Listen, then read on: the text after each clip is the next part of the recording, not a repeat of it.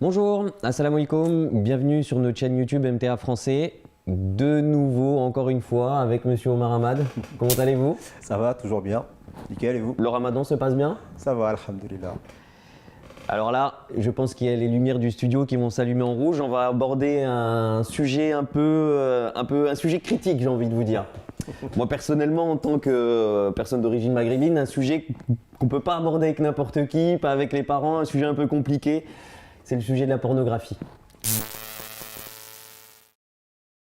Alors, je vais commencer par une première question. Alors, déjà, on va repartir un petit peu au niveau du contexte. Hein. Je pense pas que la pornographie telle qu'on la connaît au jour d'aujourd'hui, hein, on parle de la pornographie des sites sur les téléphones portables ou les sites consultables sur les ordinateurs n'existait pas à l'époque quand l'islam a été créé. Et justement, car le saint prophète de l'islam donc n'a pas pu donner de prérogatives par rapport à cette pornographie comme on la connaît de nos jours. Alors, que dites-vous justement, qu'enseignez-vous sur la pornographie en fait aux jeunes musulmans? Bien, déjà ça fait partie de ce qu'on appelle la perversité, donc c'est la perversité. Tout ce qui est pervers est complètement à bannir, hein. C'est ce que l'islam là-dessus, qui est une religion complètement raisonnable, qui est basée sur la nature humaine. Et tout ce qui est indécent, et pour le coup, on ne parle même pas d'indécent, c'est encore plus que ça, c'est complètement rejeté. D'ailleurs, vous utilisez des mots durs là quand même. Hein. Indécence, perversité, c'est là on est quand même, c'est pas un sujet sur lequel on peut rigoler, quoi. Oui, en fait, si vous voulez, sans aller jusque-là, on peut dire aussi que si on met des vêtements et si on verrait personne aujourd'hui, enfin c'est admis, communément admis aujourd'hui, qu'il faut, pour évoluer parmi les gens dans la société, il est communément admis qu'il faut être vêtu. On ne se balade pas à poil comme ça dans la rue, c'est quelque chose qui est complètement incivilisé. L'homme, il a évolué depuis.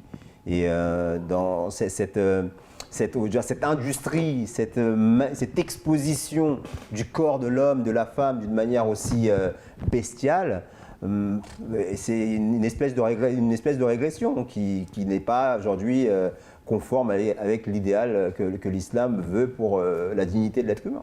Les gens qui ont des problèmes, de réels problèmes, hein, les addicts du sexe, les gens qui ont des troubles, qu'en est-il de ces gens-là? Est-ce qu'ils peuvent utiliser la pornographie? Est-ce qu'on peut les laisser regarder de la pornographie? Que dit l'islam pour ces gens-là? D'accord. Déjà, ce qu'il faut savoir, c'est que le trouble, il existe. Il y a des problèmes qu'on appelle déjà d'ordre, on va dire, pathologique. Mais maintenant, c'est comme si vous prenez du paracétamol pour guérir une fièvre. Les médecins vous disent de toutes les manières, même dans les boîtes, c'est indiqué. Sur la notice, oui. Oui, vous pouvez prendre, mais si les symptômes persistent, allez voir le médecin pour avoir un traitement de fond. Donc, est-ce que c'est réellement un traitement qui va être curatif? Est-ce qu'il va apporter des fruits à terme? Ça, rien n'est moins sûr. Après, le problème, c'est que une fois que la personne, elle a en plus la caution médicale, une caution, on veut dire, d'un professionnel pour lui dire voilà, c'est bon, tu peux y aller, tu peux te laisser aller, c'est ton médicament. Les effets derrière, après, une fois que cette personne elle est en couple, le médecin, c'est pas lui qui va en subir les conséquences. La manière dont il considère la femme après, la manière dont il voit la relation sexuelle, ça c'est très problématique. Parce que oui, après, on a vu ça dernièrement avec le fameux joueur de golf. Oui, tout à fait. Bah oui. Qui était soi-disant malade. C'était plus, pour vous, c'est plus une chose pour légitimer des relations extra-conjugales pour ce genre de personnes, par exemple? On détourne un petit peu, mais... Je suis pas là en train de juger qui que ce soit. Je dis simplement que la nature humaine... Non. Je dis simplement que la nature humaine, elle est faite de telle sorte que lorsqu'elle est en proie à une activité qui va créer de l'addiction, c'est jamais bon. Et surtout de l'addiction par rapport à un traitement humain. On parle d'être humain dans ces cas-là. Une personne, au départ, elle est là, elle voit ce qui se passe à la télé, pour elle, ça reste du virtuel. Mais ce virtuel, il se transforme en physique une fois qu'il est en couple. Mais oui, mais comment vous comprenez qu'en fait, que la pornographie, au final, a été aussi banalisée dans le monde d'aujourd'hui? Comment vous comprenez qu'en est-il, par exemple, au niveau des pays musulmans concernant la pornographie? Est-ce qu'elle est aussi banalisée que dans nos pays occidentaux ou pas? En fait, il y a une frustration. Il y a une frustration. Je dirais que le problème de la pornographie, il a des sources différentes que les problèmes qu'on rencontre ici. Où là, c'est l'exacerbation des sens, où il n'y a plus de morale religieuse. C'est ce qui fait qu'on en vient à ne plus savoir ce qui est bien et ce qui est mal, où on décrète que ce qui est moral selon la religion ne l'est pas forcément selon cette société sécularisée. Hein, là, je parle pour l'Occident. Et finalement, à partir du moment où on met la religion de côté, on se pose la question du bien fondé de la pornographie ou pas. Dans les pays musulmans, en principe, la question elle ne se pose pas. L'islam, comme toute religion, interdit la perversité, interdit la décence. Mais le problème qui se pose... Et c'est là que j'interviens. Ouais. Et c'est là que j'interviens, parce que là, vous venez de me dire que normalement, hein, dans les pays musulmans, et pourtant, alors est-ce que peut-être que ça va vous surprendre, hein, mais vous pensez que les pays qui visitent le plus de sites porno se trouvent où? Vous savez, moi, rien ne me surprend. Moi, je peux tout entendre et je sais que, effectivement... je vais vous surprendre parce que c'est un pays musulman, mais ce serait le Pakistan. Voilà. Moi, ça ne m'étonne pas. Ça ne m'étonne pas. Pourquoi? Ça vous étonne pas? Ça ne m'étonne pas parce que je vous ai expliqué que les sources, les raisons du problème, les raisons que je pourrais même aller avancer pour dire que c'est même un fléau. Parce que ça coûte des vies, vous savez. Les personnes qui sont derrière un écran et qui regardent ces personnes en plein débat, eh bien, ils ne savent pas que les femmes il y en a beaucoup qui meurent des suites de cette activité-là. Hein. Donc c'est une chose. Maintenant, pour revenir par rapport à votre question concernant les pays musulmans, c'est que déjà les pays musulmans, la nature elle est islamique. L'identité est islamique, mais la nature n'est pas islamique. Pourquoi? Parce qu'il y a des pratiques qui favorisent ce type de perversion.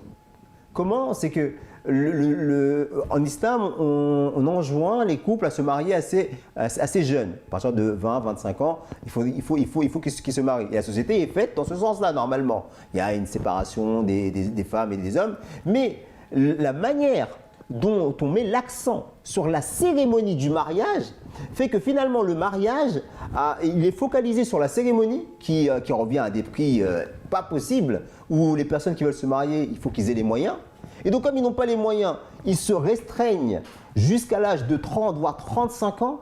Et donc, ils accumulent de la frustration. Ils accumulent de la frustration, effectivement. Là, on voit un petit peu l'homme comme une bête sauvage, quoi, là, quasiment là. Parce que justement, c'est la manière dont ils enseignent l'islam dans ces pays-là, où c'est un catalogue d'interdits et un catalogue d'obligations.